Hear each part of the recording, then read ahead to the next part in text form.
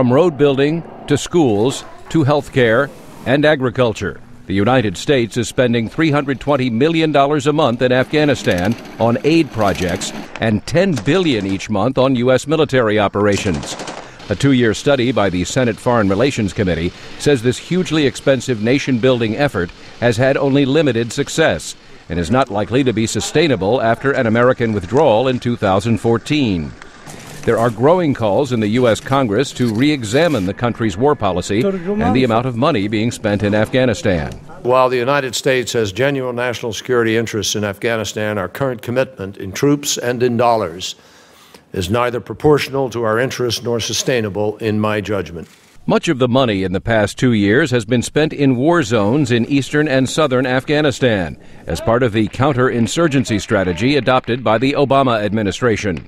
When the military clears Taliban militants from an area, aid has poured in to convince the local population they are secure and should support the Afghan government. The report, however, questions whether such a strategy is effective. Saeed Tayyab Jawad is a former Afghan ambassador to the U.S.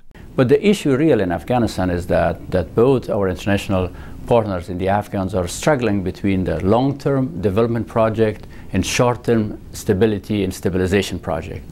The report says the Obama administration is understandably anxious for immediate results to show progress in Afghanistan, but that insecurity, abject poverty, and widespread corruption create challenges for spending the money.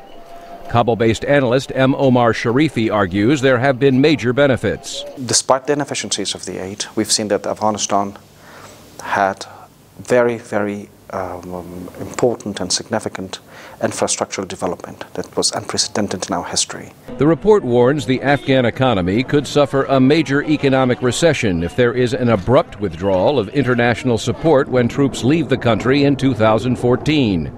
Former Ambassador Saeed Tayyab Jawad agrees. I don't think it's going to be a deep depression, but there will be a shock. There will be a needed adjustment. Frankly, the amount of the salaries that people expect in Kabul, the price of the real estate, is way above and beyond what it should be.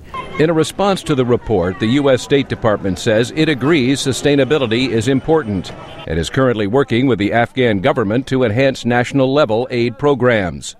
Veteran diplomat Ryan Crocker has been nominated to be the next U.S. ambassador to Afghanistan. I'm under no illusions of the difficulty of the challenge. If Iraq was hard, and it was hard, Afghanistan in many respects is harder.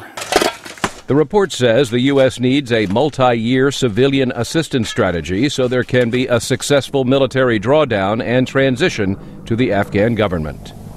Meredith Buel, VOA News, Washington.